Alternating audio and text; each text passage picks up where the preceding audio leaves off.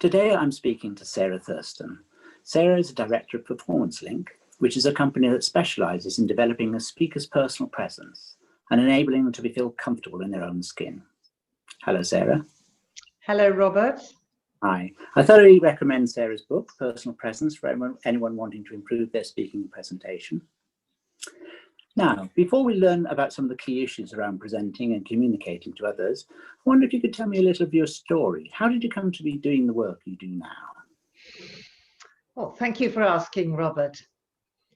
How did I come to be where I am now? So first of all, I trained as an actor in my 20s. But prior to that, I'd been a teacher of English as a foreign language for the British Council in Scandinavia. And throughout my life, I've taught at various times tertiary education as well as TEFL. And then with being an actor in the 90s, I joined a cooperative acting agency. And there we started to do what we call transferable skills. In other words, taking theatre and TV skills into the academic and corporate world. And we started at the BBC, as it happened, doing interview technique training with all the designers who sadly were going to be made redundant because this was the time of John Burt. And they had to interview for every project that they went on. And some of them who'd won BAFTA awards actually had never done an interview. So we started as producers, if you like, interviewing them. And then we went on to work in the academic world and so on. And actually, as it happened, I seemed to be quite good at this. And I took on the name Performance Link Limited, which I bought off the actors in 1990 and set up my own company. So in a sense, what I do is a combination of teaching and the skills that I bring from the TV and theatre world. So that's me. That's really how I got here. Thank you, Sarah. I think it's great to hear how you got to where you are today, because that's your story. And in your book, Personal Presence, you're very much highlighting the importance of storytelling. Why are stories so important to good presentations? Yes, they are very important to good presentations, Robert. Firstly, I must mention that for me, authenticity is the key in terms of presentation or public speaking. We have seen over the years too many insincere people, sadly sometimes amongst our politicians. And insincerity, immediately, it means that you lose trust. So when you tell your personal story, it leads much more to authenticity and therefore trust. And if you imagine that the more you share with your people, your audience, your clients, your team, the more open you are, the more you disclose, that actually means there's more there for them to get hold of and to make links with and connections. So storytelling, A, helps authenticity, but B, builds that absolute important connection and makes engagement with people, because it shows that you're human. This is what you've done, you know. And even more for leaders, I do encourage leaders in, you know, whichever area of work, to actually talk a little bit about maybe some of the learning and the mistakes that they've made. Because if you disclose that you've made a mistake, then how do you think your people feel? They'll feel, oh, well, he's human or she's human, isn't she? Because she's had to learn on the way up, just like me. So now I can admit that I broke the photocopier yesterday or whatever it is, you know. So it's really important to show that human side of yourself, which, you know, builds rapport, really. And that's a kind of, it's more a modern way of public speaking and presentation. And I'm sure that you'll know, Robert, that in the past that leaders or CEOs never admitted that they made mistakes, did they? Because they thought, oh, everybody, oh, see my weaknesses. Oh, we can't allow that. But for me, in this day and age, that is really important, that you do share, you know, what I call vulnerabilities, which can be a strength. And that's storytelling, really. Thank you. I guess the best stories are very personal and human ones that come from our own experience. And it can take some courage to share the deeply personal stories that we have. Yes. Yes, it can. Yes, Robert. And I have had an experience of working with very senior people that when they told a deeply personal story, and I'll give you an example. I was in the States actually working for a large company, and I had the very senior team with me in my group. And I asked them all to tell a small personal story. It's almost like an icebreaker, really, but just to get used to speaking out. But I always use that word personal. It's not about the business. It's not you know, not what percentages you built. It's your personal story. And this lady, I shall never forget, she told a story about a friend of hers who had actually been killed in a motorbike accident because he had been drinking alcohol. He was obviously drunk. And her actual objective was to talk about how drinking and driving was a terrible thing. But actually what it did was, because she talked about her friend, it brought up all the emotions of what she felt when the friend died. And actually she then broke down. Now, I'm not saying that people should break down, but what was interesting about that is that it brought out some emotions that she didn't actually realize were there until she voiced it. She'd sort of hidden it, or it was in denial. And actually, even though she was very emotional and had tears, it was very powerful because we really understood where she was coming from. And if anybody has taught me not to drink and drive, it was that little experience I had with that lady. So any personal story, and it doesn't have to be tragic, and people always think it has to be funny, but it doesn't have to be funny either. It can be something you overheard on the bus, you know, but it meant something to you. Alan Bennett, the wonderful playwright, always used to listen to people on buses, which is why his scripts are so human and hilarious. And because he just used to have a little notebook and jot down and listening to these wonderful remarks, and also from all his aunties that he used to listen to all the time. So it might be that, or it might be that you were on the tube this morning and somebody behaved in rather an odd way, you know, anything. But in every story that you tell, we as the listener make a connection, make what I call a silent connection. And the more you disclose, like the lady I told you in America, the more you disclose, the more you open yourself, if you like, to being seen. And that's how you build trust. And I use in my programs, and it's in the book that you showed us, Robert, something called the Johari window, which is how the more you open yourself and you self-disclose, the more you build empathy and rapport with your people and your audience. And obviously the more personal, the better.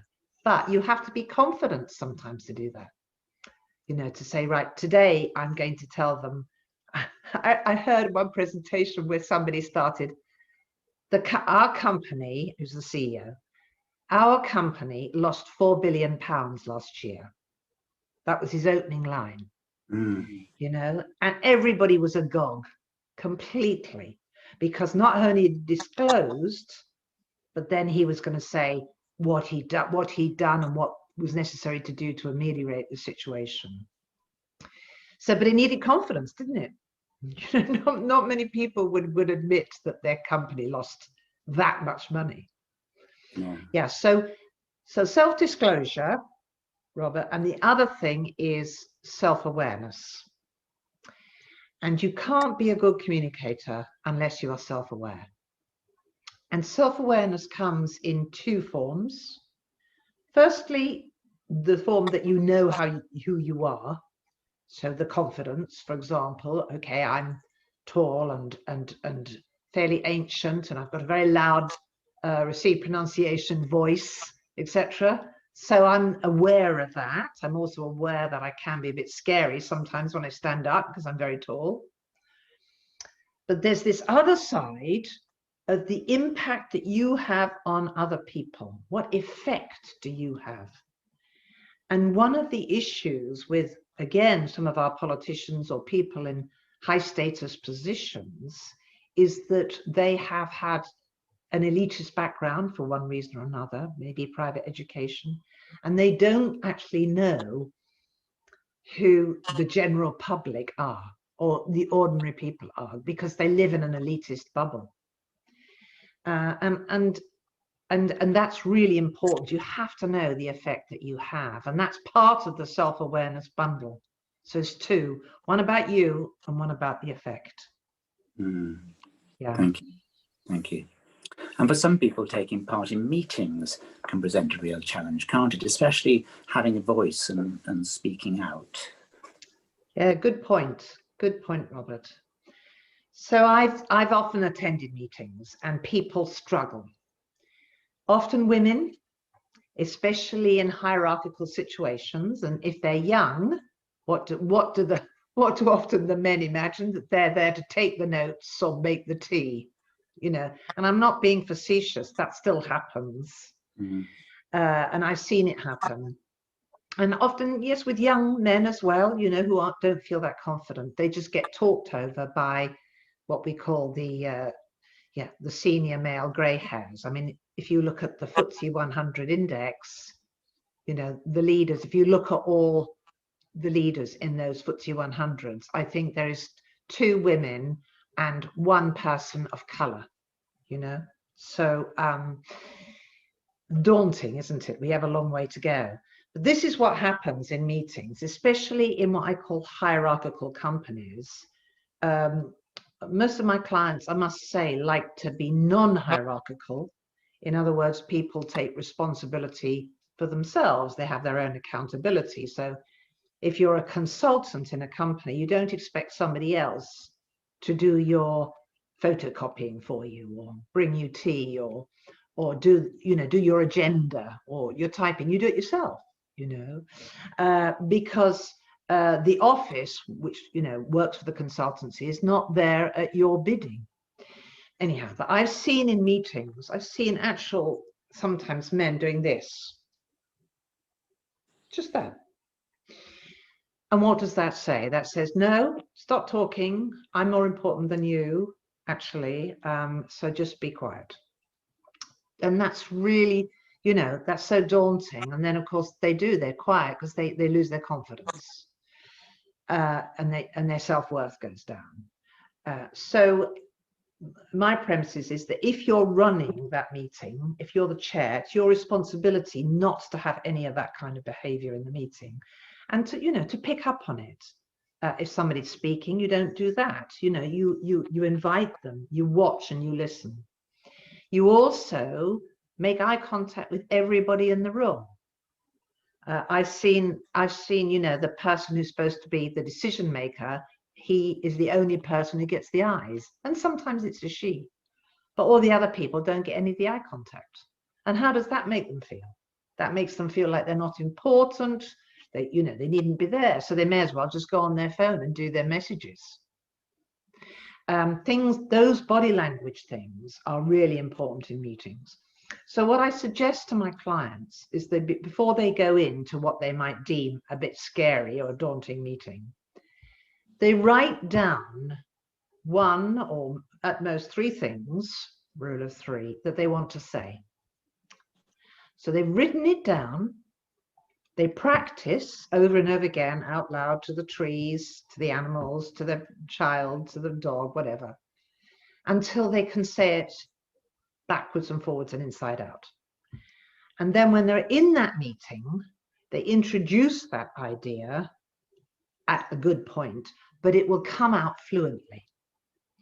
The issue is we all think it's all up here in our heads, which it is, but unless we're completely versed with it, it might not come out if we lose our confidence. So that's what I suggest with people who are really struggling with, shall we say, hierarchical senior partners or whatever in a meeting, or bullies even, or over assertive people. Yeah. Does that answer your question? Yes, thank you. Thanks, Sarah. So, yeah, so you've already given us some very useful tactics and strategies just within this conversation already. But I just wonder if there was one thing that you would recommend that somebody worked on to improve their public speaking or their presentation more effectively, what would it be? Well, actually, I'm going to give you two things. I hope you don't mind. Firstly, always think who your audience is. What do they need? What do they want? Because it's about them more than about you. So be aware of their needs and who they are. You know, if you've got a group of school leavers, it's a very different audience to, shall we say, the Women's Institute at the Village Hall. Yeah. So think about that, A, and B, prepare. Now, that's not just the words you're going to say, but prepare your body and your voice and your mind. And by that, I mean breathing, at least 3 deep breaths, which you make your rib cage expand out and in, out and in. For those people who play a woodwind instrument, they'll know this anyhow, but you've got to get your lungs going. And that deep breathing actually helps to moderate the palpitations in your heart, which you might get if you're feeling very adrenalized or nervous. And also, yes, so breathing helps with the deportment, so you sit up, so all that, and maybe some humming and doing some tongue twisters so that your diction is good. So that physical and mental preparation is really important, as well as thinking about your audience. Thank you, Sarah. Thank you. And so much has had to change in the way we communicate while COVID rages.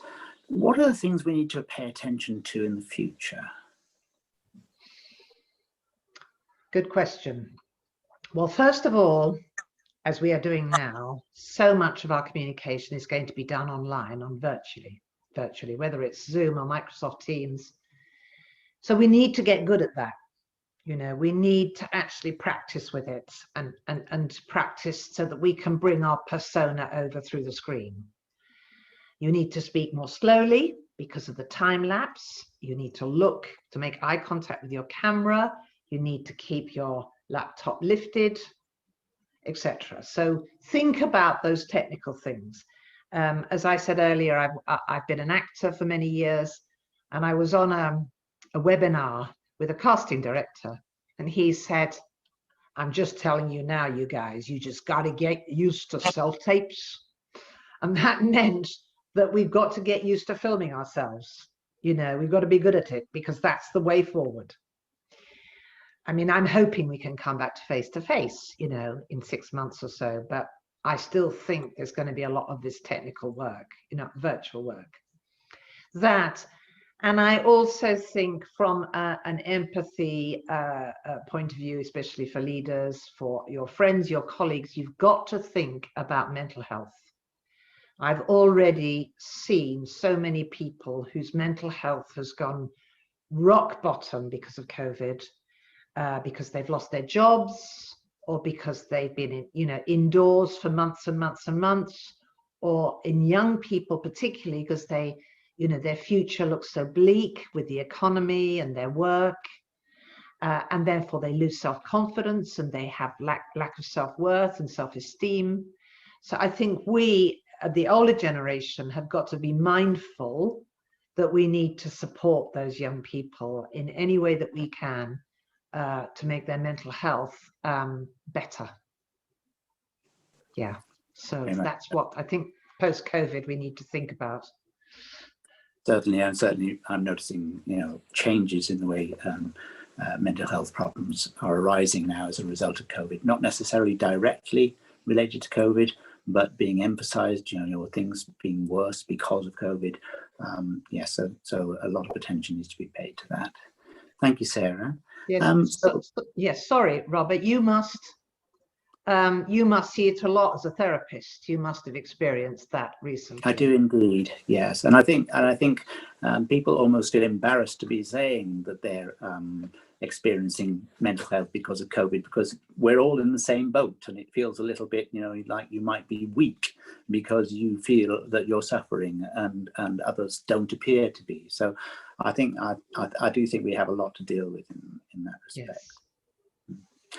Well, Sarah, it's been really great to speak to you. Thank you very much for sharing your experience and talking to us today. I'll just remind people again of the book, Personal Presence, and I'll put a link on my website alongside this recording today. Thank you very much. Very much. Thank you, Robert. Bye-bye.